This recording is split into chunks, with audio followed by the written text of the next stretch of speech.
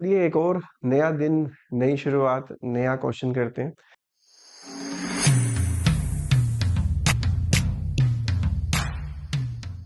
एक MCQ plus एक ऐसा टॉपिक जो थोड़ा सा एक लेवल हल्का सा अप होता है, जिसको हम कहते हैं सिंपल, मीडियम और एक मोर देन मीडियम, जिसमें थोड़ा डिफिकल्ट लेवल आता है 20% क्वेश्चन, तो हम उसको भी कवर करने की कोशिश करेंगे। क्वेश्चन में आपके पास फर्स्ट क्वेश्चन एमसीक्यू क्वेश्चन देखते हैं। एमसीक्यू क्वेश्चन आपके पास ये है, पूछा गया एमसीक्यू। देखो, जो भी क्वेश्चन हो, चाहे एमसीक्यू 3 मार्क्स का, 4 मार्क्स का, 6 मार्क्स, तो आपका जो पहला टारगेट होना चाहिए ना, वो ये होना चाहिए कि क्वेश्चन में पूछा क्या है वो आपने देखना है। क्वेश्चन में पूछा गया revalued value of furniture will be. तुम क्वेश्चन पढ़ सकते हो। दो पार्टनर्स है फॉर्म में, रेशो दे दी रखी, तो जब रेशो इवन ना हो तो ओल्ड पार्टनर्स की रेशो जो इक्वल मानते हैं हम। नए बैलेंस शीट में दिखा रहा है, फर्नीचर दिखा रहा है 2 लाख रुपीज का, स्टॉक दिखा रहा है 140 का, डेटर्स क्रेडिटर्स ये दिखा रखे हैं।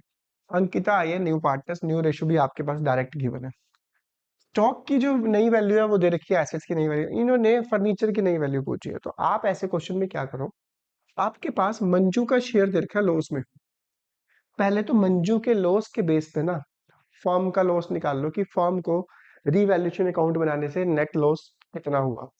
30,000 मंजू का लॉस है, उसका share old partners equal ratio है, तो मंजू के लॉस पे के बेस पे फर्म का लॉस निकाल लो।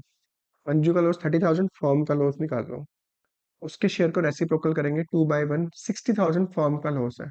रीवैल्यूएशन का जो नेट इफेक्ट है, नेट इफेक्ट, नेट लॉस, सब प्रॉफिट माइनस करने के बाद माइनस का 60 आना चाहिए, सारी एसेट्स लायबिलिटी की नई वैल्यू निकालने के बाद। तो देखते हैं क्या क्या है आपके पास। क्वेश्चन में स्टॉक की नई वैल्यू दे रखी है, ये रही 1 लाख। पहले थी 140, अब है 1 लाख। 40,000 स्टॉक की वैल्यू कम हुई है, -40 लिख लो। एमसीक्यू है, पहले शॉर्टकट कराता हूँ, फिर थोड़ा समझाऊंगा कैसे करना है। फिर आप क्या करो, क्रेडिटर्स 15,000 की वैल्यू है, लिखा हुआ विल नॉट बी क्लेम्ड। 15,000 के क्रेडिटर हमसे क्लेम नहीं मांग रहे, तो बहुत खुशी की बात है ना, फायदा हो गया हमारा। 15,000 फायदा प्लस का। Debtors of rupees 2,000 have become E recoverable. 2,000 के डेटर्स है जो हमें पैसा नहीं मिल पाएगा, तो लॉस हुआ, लॉस हुआ तो माइनस का। प्रोविजन फॉर डाउटफुल डेट्स बनाना है 10%। प्रोविजन बनाया कैसे जाता है, पहले डेटर्स 162, 162 में से ये फर्दर बैड डेट्स माइनस किए जाते हैं। 162 में से 2,000 माइनस करोगे 160, 160 का 10%। डाउटफुल का मतलब मिलने के चांसेस नहीं है, तो ये भी लॉस है, लॉस है तो माइनस का 16। ये लॉस हुआ है हमारे पास फिलहाल इस क्वेश्चन में। तो नेट इफेक्ट 60 आना चाहिए लॉस का। देखते हैं कितना बन रहा है। 43,000 बन रहा है ये माइनस का।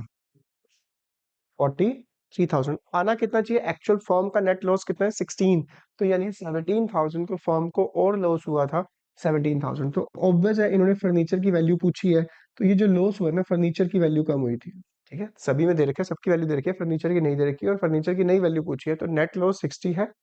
इसकी बाकी इंफॉर्मेशन के बेस पे निकल रहा है 43, तो बाकी 17,000 जो वैल्यू कम हुई है वो फर्नीचर की कम हुई है। फर्नीचर था कितने का पहले, फर्नीचर 2 लाख का था, 17 वैल्यू कम होगी, तो नया वैल्यू जो है उसकी आज की डेट में वो है 1,83,000। Right answer is D. इसी क्वेश्चन को आप रीवैल्यूएशन अकाउंट में बनाकर पुट भी कर सकते हो।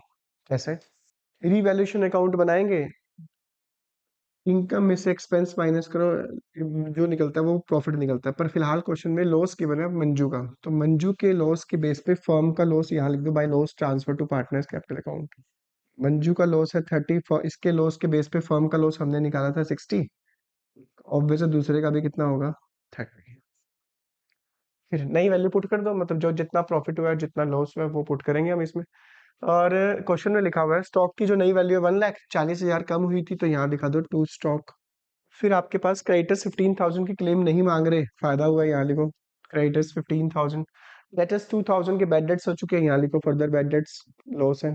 Provision for doubtful debts increase हो चुका है, यहाँ लिखो लॉस है। हमने बनाया था provision for doubtful debts, debtors 162 में से 2,000 माइनस किया, फिर 160 का 10% 16,000 यहाँ दिखाया। बस ये चीजें गिवन है, इसका बैलेंसिंग कर लो। यहाँ बन रहा है 75, यहाँ पे माइनस करोगे 17,000 कम पड़ रहे हैं। ऑब्वियस है फर्नीचर की वैल्यू कम हुई है, ये फर्नीचर बैलेंसिंग फिगर 17,000 वैल्यू कम हुई है, तो 2 लाख पहले थी, 17,000 कम हुई है, तो नई वैल्यू 183, तो ऐसे भी कर सकते हो। ठीक है, एक थोड़ा सा एक और क्वेश्चन लेकर चलते हैं। सिंपल सा क्वेश्चन है, वैसे ज्यादा मुश्किल तो नहीं है, बट थोड़ा सा मुझे डिफरेंट लगता है कि बच्चे कंफ्यूज हो सकते हैं एग्जाम में, तो उसके पॉइंट ऑफ व्यू से मैं तुम्हें करवा रहा हूँ ये क्वेश्चन। अमन सुमन तन्वी पार्टनर्स है। ओल्ड रेशियो गिवन है 9:8:7। They decided to share future profit and losses in the ratio of 7:9:8। Old ratio भी गिवन है, न्यू रेशियो भी गिवन है। Change in profit sharing ratio का क्वेश्चन है। क्वेश्चन में क्या दे रखा है? जनरल रिजर्व 24 लाख गिवन है। Credit balance profit and loss का प्रॉफिट गिवन है। पूरी बुक में, पूरी की पूरी बुक में इनके दो ही केसेस है, या तो नॉर्मल डिस्ट्रीब्यूट कर दो, या लिखा होगा they do not want to distribute, है ना, ये लिखा होता है। हाँ, लास्ट में पढ़ भी लो क्या पूछा है। पास एंड एडजस्टमेंट एंट्री पूछिए, एडजस्टमेंट एंट्री यानी सिंगल एंट्री करने के लिए कह रहा है, इसका मतलब। देखते हैं फिर और क्या लिखा हुआ है। Goodwill of the firm was valued at ₹42 lakh. Chapter number second में गुडविल की वैल्यू दे रखी होगी, तो एक ही जनरल एंट्री बनती है। गेनिंग रेशियो निकालनी होती है, सेक्रीफाइस रेशियो निकालनी होती है। जितना भी गेनिंग शेयर होता है उसको इससे मल्टीप्लाई कर देते हैं, तो गेनिंग पार्ट में डेबिट, सेक्रीफाइसिंग क्रेडिट, ये एक ही टॉपिक है उसमें। आगे क्या लिखा हुआ है क्वेश्चन में? Revaluation of assets and reassessment of liability जब की गई तो लॉस निकला 6 लाख रुपीज। ठीक है जी, तो रीवैल्यूएशन का लॉस भी आपको निकाल के दिया हुआ है। The partners decided not to distribute the general reserve and the balance of the profit and loss account. They also decided that revalued value of assets and liability were not to be recorded. तो इसको भी बांटना नहीं चाहते, इसको भी बांटना नहीं चाहते, गुडविल को वैसे ही गेनिंग सेक्रीफाइस में करते हैं, और जो नई वैल्यू को भी वो रिकॉर्ड करना जब नहीं चाहते, तो रीवैल्यूएशन के लॉस को भी गेनिंग और सेक्रीफाइस में ही किया जाएगा। बेसिकली सारी ही चीजों को गेनिंग और सेक्रीफाइस में करना है, तो आप इन सबको प्लस कर लो। कितना? General reserve 24 lakh, profit and loss का प्रॉफिट 12 लाख, गुडविल को वैसे ही गेनिंग सेक्रीफाइस में करते हैं, उसको भी प्लस कर दो 42 लाख। रीवैल्यूएशन का लॉस निकला है, उसको भी गेनिंग सेक्रीफाइस में करना है, तो वो लॉस है तो वो माइनस करना पड़ेगा नेट इफेक्ट निकालने के लिए। 6 लाख नेट इफेक्ट निकालेंगे, इसका टोटल करेंगे, 72 लाख रुपीज निकला है ये। इस 72 लाख को गेनिंग और सेक्रीफाइस में निकालना है। आपको क्या करना है, सेक्रीफाइस रेशियो का फॉर्मूला लगा लो। एक फॉर्मूला है ओल्ड माइनस न्यू। तो सबसे पहले हम निकाल के देखते हैं अमन की। अमन की जो ओल्ड रेशियो है 9/424, जो न्यू है उसकी न्यू रेशियो भी गिवन है 7/24। 2/24 सेक्रीफाइस किया उसने। नेक्स्ट की भी निकाल लो सुमन की। ओल्ड है 8/24, न्यू है 9/24। माइनस का आंसर आ रहा है, तो इसका मतलब उसने गेन किया है। नेक्स्ट की भी निकाल लो तन्वी की।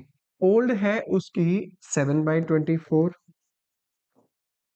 और न्यू है उसकी 8/24। ये भी माइनस का आ रहा है, माइनस का 1/24। सेक्रीफाइस रेशियो का फॉर्मूला लगाओगे और अगर आंसर माइनस का आता है तो दैट मीन्स गेन कर रहा है। ठीक है जी, अब आपको करना क्या है, इस टोटल को 72 लाख को इनसे मल्टीप्लाई कर देना है इसको। तो मल्टीप्लाई करके जो आंसर आएगा, गेनिंग पार्टनर डेबिट होता है, सेक्रीफाइसिंग क्रेडिट होगा। तो जब 24 को 72 लाख से डिवाइड करोगे आप, उसका आंसर आएगा 3 लाख रुपीज। 3 लाख ये देगा, 3 लाख ये देगा, इसको मिलेंगे 6 लाख रुपीज। जब आप मल्टीप्लाई करोगे ना, सॉल्यूशन करोगे, तो एंट्री होगी सुमन डेबिट, एनवी debit to Aman capital account. 3 lakh 3 lakh दोनों देंगे, इसको 6 लाख रुपीज अमन को देंगे जब मल्टीप्लाई करके क्या करोगे। तो ये एक सिंगल एडजस्टमेंट एंट्री थी। तो ऐसे ही क्वेश्चन को देखने के लिए, ऐसे ही वीडियोस को देखने के लिए डेली बेसिस पर चैनल को सब्सक्राइब कर लेना, और जितने भी मैं क्वेश्चन दे रहा हूँ इन दिनों में, आप प्लीज उनको सेव कर लेना, ये फाइनल में तुम्हारे काम आएंगे।